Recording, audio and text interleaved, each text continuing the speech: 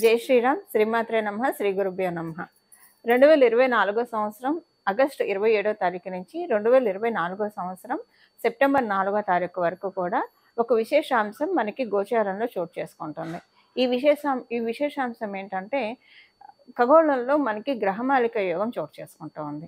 ఈ గ్రహమాలిక యోగం చాలా విశేషమైన యోగము. అసలు ఈ గ్రహమాలిక యోగం ఎలా ఏర్పడుతుందో నేను మొదట మీకు ఎక్స్ప్లెయిన్ చేస్తాను. వృషభ రాశిలో గురుదేవుని సంచారము, మిథున రాశిలో మంగళుని సంచారము, కర్కాటక రాశిలో వక్రించిన బుధుని సంచారము, సింహరాశిలో రవి సూర్యనారాయణ మూర్తి సంచారము, కన్యా రాశిలో శుక్రుడు మరియు కేతువు వీళ్ళిద్దరి సంచారం జరుగుతుంది. అంటే ఇప్పుడు వృషభ రాశి మొదలుకొని కన్యా రాశి వరకు కూడా మనకి గ్రహమాలిక యోగము జరుగుతుంది. ఈ గ్రహమాలిక యోగం మనకి పరాశర సంహితలో 300 పైచిలుకు యోగాలు ఉన్నాయి. ఈ యోగాలు ఏంటంటే మంచిది, అంటే యోగాలు చాలా మందికి ఉంటాయి, ఉండవు. యోగాలు ఎలా ఉంటాయి, అవయోగాలు కూడా ఉంటాయి. అయితే ఈ యోగాలు ఉన్నప్పుడు కొంతమందికి అన్ని యోగాలు అయితే ఎవరి జాతకాల్లో ఉండవు అనుకోండి. మనకి పరమాత్ముడు జన్మ తీసుకున్నప్పుడు మర్యాద పురుషోత్తముడైన శ్రీరామచంద్రమూర్తి, శ్రీకృష్ణ పరమాత్ముడు ఇలా వాళ్ళు జన్మ తీసుకొని దేశాన్ని మన జనాన్ని ఉద్ధరించడానికి వచ్చినప్పుడు వాళ్ళకి ఉంటాయి. కానండి సాధారణంగా అందరి జాతకాల్లో ఇన్ని యోగాలు ఉండవు. అందులో ఈ గ్రహమాలిక యోగం చాలా విశేషమైన యోగం. అసలు ఈ గ్రహమాలిక యోగం అంటే ఏంటో నేను మీకు మొదటగా ఎక్స్ప్లెయిన్ చేస్తాను. ఇప్పుడు పూలు తెస్తాము, మనం దేవుడికి ఆ పూలు, ఇప్పుడు మల్లెపూలు సంపంగులు కావచ్చు, లేదంటే ఈ సనజాజి పూలు, విరజాజి పూలు ఇలాంటివి దండ కట్టే మాల కట్టే పూలు కొన్ని తెచ్చాం, కనకాంబరాలు ఇలాంటివి తెచ్చినప్పుడు మామూలుగా అలాగా ఉంటే విడివిడిగా పెట్టుకోలేం కదా. మనం తల్లైనా పెట్టుకోలేం, భగవంతుడికి కూడా పెట్టలేం. భగవంతుడికి పెట్టినా మాల కట్టి పెడితే అందం వేరుగా ఉంటుంది. ఈ గ్రహమాలిక యోగం అంటే ఎలా ఉంటుందంటేనండి, అంతే పనులు. అంటే ఇప్పుడు సపోజ్ ఎవరికైనా గ్రహమాలిక యోగం జన్మజాతకంలో ఉంటే వాళ్ళ జన్మజాతకంలో మిగతా యోగాలు కూడా ఉంటాయి కదా. ఈ గ్రహమాలిక యోగం ఏం చేస్తుందంటే అది ఎప్పుడు యాక్టివేట్ అవుతే వాళ్ళకి ఇంకా పర్మనెంట్గా లైఫ్ లాంగ్ ఆ యోగాలు వాళ్ళకి కలిసి వస్తాయో అప్పుడు యాక్టివేట్ చేస్తున్నాయి. ఇప్పుడు కొన్ని యోగాలు ఉంటాయి, అవి యాక్టివేట్ అవ్వకూడని సమయంలో యాక్టివేట్ అయ్యాయి అనుకోండి, అవి అసలు తెలియకుండానే వెళ్ళిపోతాయి. అసలు వాటి వల్ల ఉపయోగం ఉండదు, ఫలితం కూడా ఉండదు. ఇప్పుడు కొంతమందికి చిన్నతనంలో కొంత నేమ్ అండ్ ఫేమ్ వస్తుంది.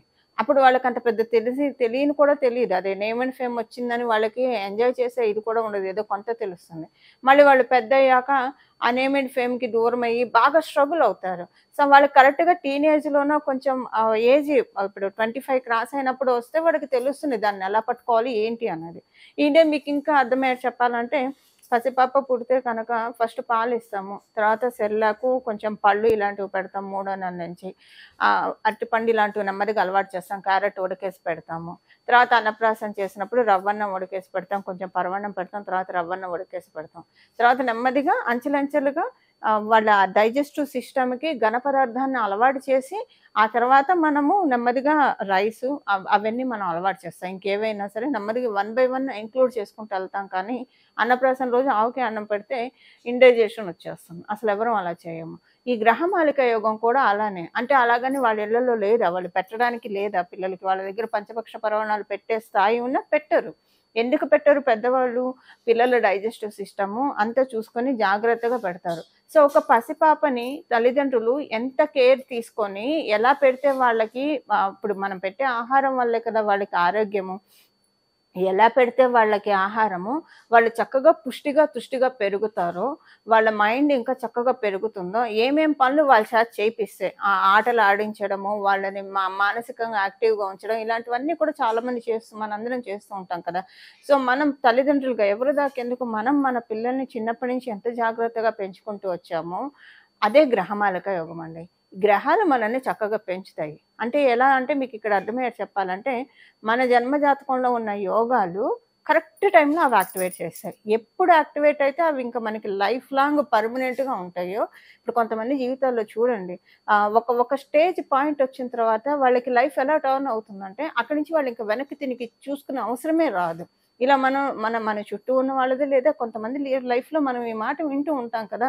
ఆ రోజు నుంచి నాకు వెనక్కి తిరిగి చూసుకునే అవసరం జీవితంలో నాకు డెస్టినీ కనిపించలేదు, ప్రకృతి మాత కల్పించలేదు అనని చెప్తారు కదా. అది ఈ గ్రహమాలిక యోగం ఎవరికైతే ఉంటుందో మిగతా యోగాలు ఎప్పుడు యాక్టివేట్ చేయాలి. ఇది కొంతమందికి చిన్నప్పటి నుంచి జ్యోతిష్యులు కావచ్చు, పండితులు చెప్తూ ఉంటారు. మీకు ఈ యోగం ఉంది, ఆ యోగం ఉంది, ఈ టైంలో బావుంటుందని చెప్పి. సో, జనరల్‌గా ఏంటంటే చాలామంది అనుకుంటారు, చేతిరేఖలు చూసి బావుందని చెప్పారు, ఇవన్నీ చూసి చెప్పారు. కానీ కొన్ని కొన్ని సార్లు అవేమి చూడట్లేదని. వాళ్ళకి గనక గ్రహమాలిక యోగం అంటే ఎప్పుడు యాక్టివేట్ చేయాలో అప్పుడు యాక్టివేట్ చేస్తుంది ఆ యోగాన్ని. అప్పుడు యాక్టివేట్ చేసిన తర్వాత ఇంకా వాళ్ళకి లైఫ్‌లో ఏ విషయంలో కూడా తిరిగి చూసుకునే అవసరం డెస్టినీ వాళ్ళకి కల్పించదు. అలాంటి వాళ్ళకి ఈ గ్రహమాలిక యోగం ఉంటుంది. ఒకసారి వచ్చిందంటే ఇంక అది లైఫ్ లాంగ్ స్టాండ్ బై అయిపోతుందనమాట. సో, అందువల్ల అంటే ఇప్పుడు ఇప్పుడు మన తాత ముత్తాతలు ఉంటే కనుక ఆస్తిపాస్తులు ఏం చేస్తారు?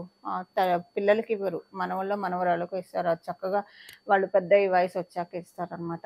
సో, అంటే ఏదైనా పెద్దవాళ్ళు మనల్ని ఎంత చక్కగా అవసరమైనప్పుడు ఇస్తూ ఉంటారు. పెద్దవాళ్ళు మనల్ని ఎంత చక్కగా లాలిస్తూ, పాలిస్తూ ఉంటారో, గ్రహ దేవతలు మనల్ని పాలించే సమయము ఎవరికుంటుందంటే, ఈ గ్రహమాలిక యోగం ఎవరికైతే ఉంటుందో వాళ్ళకుంటుంది.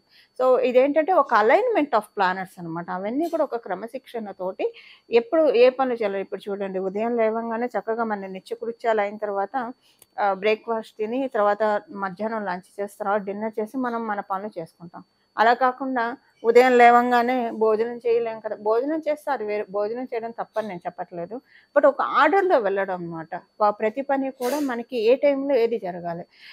సో, రాత్రిపూట టైంకి నిద్రపోవడం, పొద్దున్నే లేవడము, టైంకి అన్నం తినడము, మనకి ఆయుర్వేద శాస్త్రంలో ఎలా చెప్పబడిందో, ఎలా ఆహారం తీసుకుంటే మనకి ఆరోగ్యం బావుంటుందో, ఆ విధి విధానాలతో మనం ఆహారం అది తీసుకుంటే ఏమవుతుంది, మన ఆరోగ్యం చాలా బాగా ఉంటుంది. మన ఆరోగ్యం బాగా ఉంటే, ఇక్కడ ఈ ఆరోగ్యం బాగా ఉంటే, ఈ ఆరోగ్యం బాగా ఉంటుంది. ఈ 2 ఆరోగ్యాలు బాగా ఉంటే మనకంతా కూడా పర్ఫెక్ట్‌గా వెళ్తుంది. సో, ప్రతిదీ కూడా చక్కగా అలైన్ అయ్యే విధంగా ఒక గార్లెండ్ అనుకోండి, ఒక దండలాగా. ప్రతిదీ పూసగుచ్చినట్లు చెప్పాలా అని అంటారు. అది మీరు వినే ఉంటారు కదా! ప్రతిదీ పూసగుచ్చినట్టు చెప్పాలి వీళ్ళకని. మనుషులు చెప్పినా చెప్పకపోయినా గ్రహదేవతలు మనకు చెప్తాయి. మనకు ఆలోచనలిస్తాయి. ఒరేయ్! ఈ టైంలో ఈ పని చెయ్యకు. ఇది నీకు ఇబ్బందిని కలగజేస్తుంది ఖచ్చితంగా అనని చెప్పి ఆపేస్తుంది. కొన్ని కొన్ని పనులు తర్వాత వాళ్ళనుకుంటారు, ఆ రోజు ఆ పని చేయడం ఆపేసి చాలా మంచి పని చేశానని చెప్పి. లేదా ఒక్కొక్కసారి స్టెప్ తీసుకోతే, ఇప్పుడు ఈ స్టెప్ తీసుకోకపోతే నువ్వు మిస్ అయిపోతావు అనని మనకి చెప్తూ ఉంటుంది. మన అంతర్వాణి చెప్తూ ఉంటుంది. సో, ఒక్కొక్కసారి మన అంతర్వాణి చెప్పింది మనకి చాలా బాగా కలిసొస్తుంది. అది ఎవరికి కలిసొస్తుంది? ఈ గ్రహమాలిక యోగం ఎవరికైతే ఉంటుందో వాళ్ళకి మాత్రమే ఈ కలిసొచ్చే అంశం ఉంటుంది. సో, మిగతా వాళ్ళకి అందరికీ ఇలా ఉంటుందని చెప్పలేను. అది వాళ్ళు తీసుకునే వాళ్ళ థాట్ ప్రాసెస్‌ని బట్టి ఆధారపడి ఉంటుంది. ఇప్పుడు మనం సింపుల్‌గా చెప్పాలంటే ఈ గ్రహమాలిక యోగం అందరికీ అప్లికేబిలిటీ ఉంది. ద్వాదశ రాశుల వాళ్ళకి కూడా. ఇది వృషభ రాశి మొదలుకొని కన్యా రాశి వరకు 5 రాశుల్లో ఈ యోగం ఏర్పడుతుంది.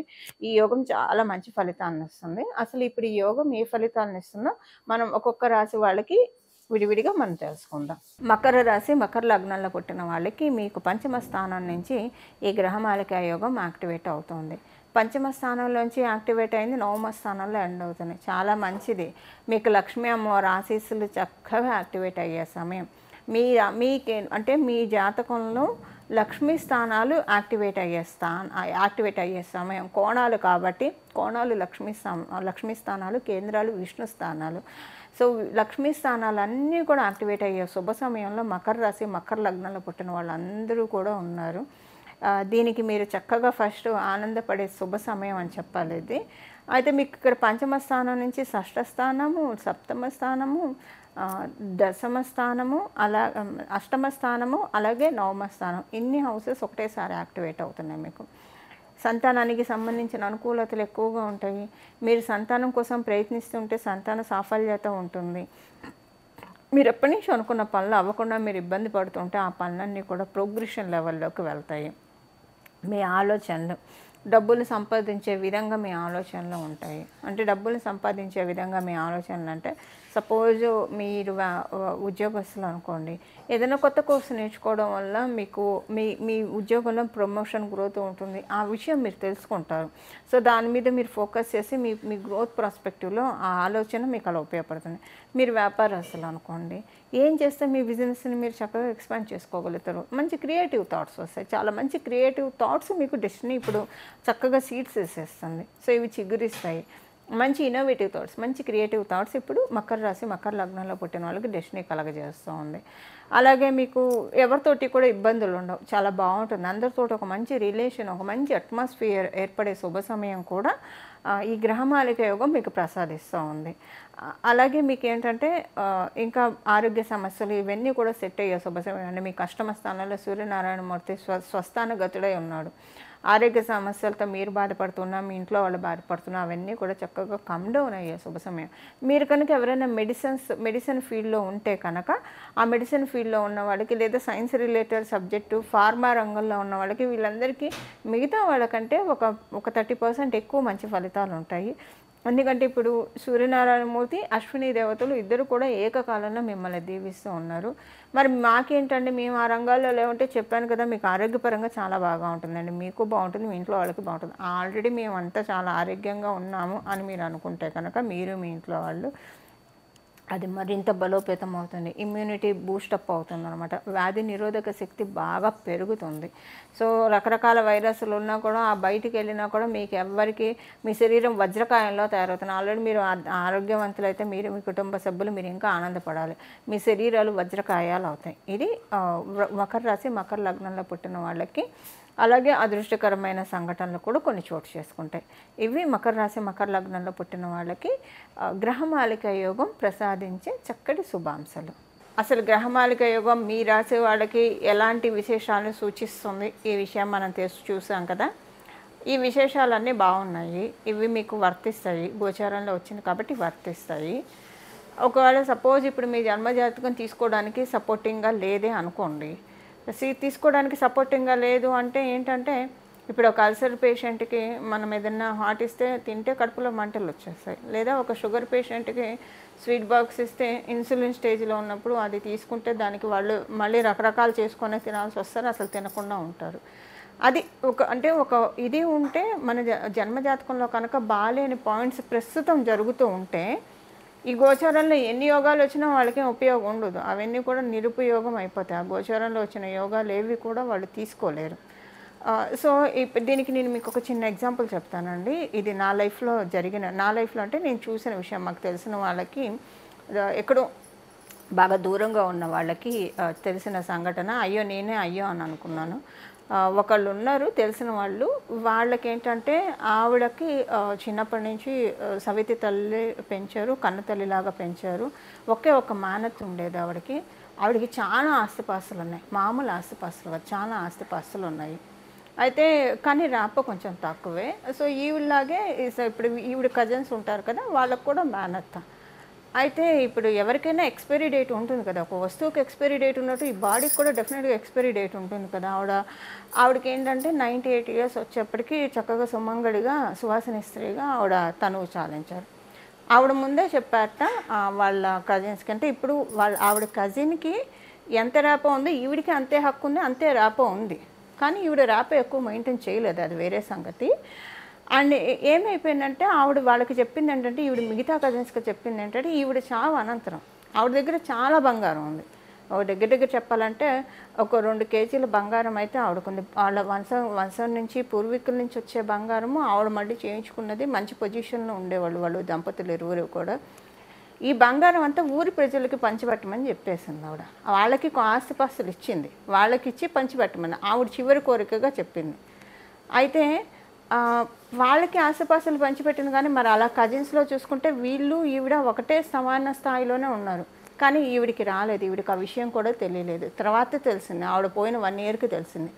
పోనీ ఆస్తి రాకపోయింది. జనాలకి పంచిపెట్టిన వాటిల్లో కూడా ఈవిడికి ఏమీ దక్కలేదు. పోనీ వీళ్ళేమన్నా వెల్ ఆఫ్ అంటే వెల్ ఆఫ్ కూడా కాదు. డెఫినెట్‌గా ఆ బంగారం ఆవిడకి బాగా ఉపయోగపడేది కూడా పాపం. కానీ తెలుసుకోలేక మిస్ అయిపోయింది కదండీ.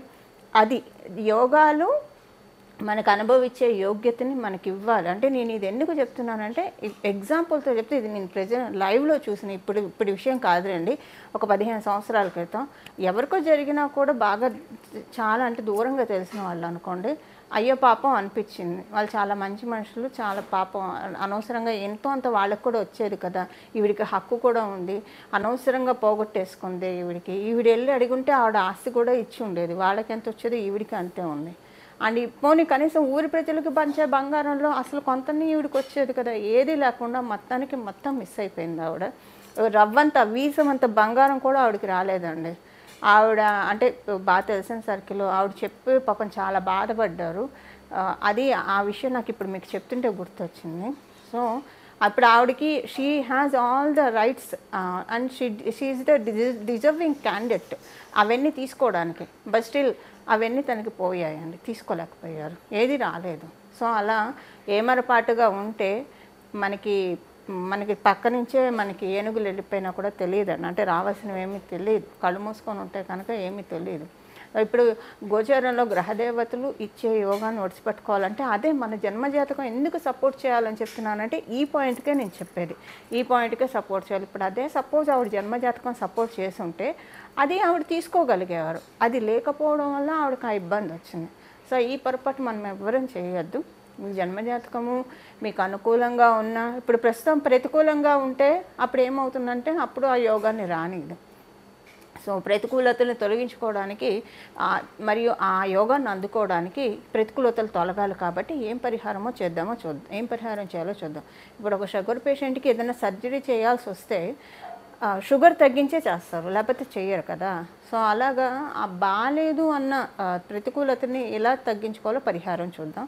ఒకవేళ బాగుంది అనుకోండి, చేసుకున్నారు అనుకోండి, ఇంకా ఎక్కువ ఫలితం వస్తుంది కదా. మంచి ఫలితాలు వస్తాయంటే మనం ఎవరన్నా కాదంటామా చెప్పండి. మనందరికీ కూడా చక్కగా శుభ పరంపరనే కావాలి, భగవద్ ఆశీస్సులే కావాలి. ఇప్పుడు గ్రహదేవతలు చక్కగా ముచ్చటగా అలైన్ అయ్యి మనకి వరాలను అందించడానికి రెడీగా ఉన్నాయి. సో మనం కూడా ఇప్పుడు దానికి మనం రెసిప్రికేట్ చేద్దాము. దానికి మనం ఏం చేయాలంటే ఒక చిన్న పరిహారం చేద్దాం. ఆ పరిహారం ఏంటంటే వృషభ రాశి మొదలుకొని కన్యా రాశిలో ఇది గ్రహమాలిక యోగం చోటు చేసుకుంటూ ఉంది. కాబట్టి ఇప్పుడు మనం చాతుర్మాసంలో కూడా ఉన్నాము. అందరూ కూడా శ్రీమద్ భాగవతాన్ని, శ్రీకృష్ణ కథని వినాలి, భక్తి శ్రద్ధలతో వినాలి. ఏదో ఒక అంటే చదివితే ఇంకా మంచిదండి. చక్కగా మీరు ఒక గ్రంథం తెచ్చుకొని, శ్రీమద్ భాగవతం అనే గ్రంథం తెచ్చుకొని అది చదివితే ఇంకా మంచిది. పోని చదివే తీరిక లేదు, మీరు ఏ పని చేసుకుంటూ ఉన్నా చక్కగా వినడానికి ప్రయత్నించండి. వినడం ఫుల్ అటెన్షన్ తోటి వినాలి. ఏదో ఒక చెవాటు పడేసి మన పనులు మనసుతో పడేసి కాదు, చక్కగా ప్రశాంతంగా వినాలి. చాతుర్మాసంలో శ్రీకృష్ణ కథలు వింటే చాలా మంచిదండి, భాగవతం వింటే చాలా మంచిది. దీని గురించి నేను తర్వాత మీకు ఇంకొక విషయం, తర్వాత నేను ఒక వీడియో సపరేట్గా చేస్తాను. బట్ చాలా మంచిది, మిస్ అవ్వకండి. ఇప్పుడు ఈ పరిహారం మనకు కావాలి కూడా, ఇది పరిహారం కింద కూడా మీరు భావించండి. భుక్తి ముక్తి రెండు ఇస్తే మంచిది కదా. భుక్తి అంటే మన లైవ్లీ బీయింగ్కి వెళ్ళేది, ముక్తి అంటే మన సోల్ ప్రోగ్రెషన్కి, మన వ్యక్తిత్వ వికాసానికి ఉపయోగపడేదైతే చాలా మంచిది కదా. ఇప్పుడు అదే ఉంటుంది. దేవతలు కూడా మనకి సుఖమహర్షి, సుఖబ్రహ్మ పరీక్షిత్ మహారాజుకి భాగవతం సుఖమహర్షి పరీక్షిత్ మహారాజుకి భాగవతం చెప్పేప్పుడు దేవతలు వచ్చి పరీక్షిత్ మహారాజు బతకడానికి అమృతం ఇస్తే సరిపోతుంది కదా, మేము అమృతాన్ని పరీక్షిత్ మహారాజుకి ఇస్తాము, మాకు భాగవత కథని చెప్పండి అంటే ఆయన ఒప్పుకోలేదు. పరీక్షిత్ మహారాజు కూడా ఒప్పుకోలేదు దానికి. అంటే కృష్ణ కథలు అంత మంచిది, భాగవతం అంత మంచిది. అమృతం కూడా తృణప్రాయంగా ఉందంటే ఆ కథలు ఎంత మహిమాన్వితమైంది. దేవతలు కూడా ఆ కథలు వినడానికి ఎంతో చెవులు రిక్కించి భక్తి శ్రద్ధలతోటి ఒళ్ళు దగ్గర పెట్టుకొని ఎంతో శ్రద్ధా భక్తులతోటి వినటానికి అంత ఆతృత పడుతున్నారంటే ఆ మహిమ ఏంటో తెలుసుకోండి. సో మనకి ఇప్పుడు చక్కగా మనందరూ అదృష్టం, ఈ గ్రహమాలిక యోగం చాతుర్మాసంలో వచ్చింది. దీన్ని చక్కగా మనందరం యూటిలైజ్ చేసుకుందాము. నేనైతే ప్రతి చాతుర్మాసంలో శ్రీమద్ భాగవతం వింటా, శ్రీకృష్ణ కథల్ని చక్కగా వింటాను. మొత్తం అందులో మనకి దశావతారాల గురించి కూడా, విష్ణుమూర్తి అవతారాలు అన్నీ కూడా వస్తాయి. సో మీకు కూడా విని మీరు కూడా తరించాలని చెప్పి మన కెరియర్ ప్రోగ్రెషన్, మన సోల్ ప్రోగ్రెషన్ రెండు కరెక్ట్గా ఉండాలండి, అలైన్ అయ్యి వెళ్ళాలి. అలైన్ అయ్యి వెళ్ళాలంటే కనుక భాగవతాన్ని ఒకసారి మీరు విని చూడండి. ఒక చాతుర్మాసంలో, ఇప్పుడు మన చాతుర్మాసంలో నెక్స్ట్ చాతుర్మాసానికి మీకు మంచి మార్కులు రాకపోతే అడగండి, ఖచ్చితంగా వస్తుంది. భక్తి శ్రద్ధలతోటి పరమాత్ముడి పాదాలని సేవిద్దాం, పరమాత్ముడి పాదాలని పట్టుకుందాం, మన జీవితంలోకి అదృష్ట లక్ష్మిని ఆహ్వానిద్దాం. ఇలా మీరందరూ ఆహ్వానిస్తారని చెప్పి, ఆహ్వానించాలని చెప్పి మనందరి తరఫున నేను కూడా విష్ణుమూర్తిని కోరుకుంటూ కృష్ణం వందే జగద్గురుం మంగళం. నమో భగవతే వాసుదేవాయ.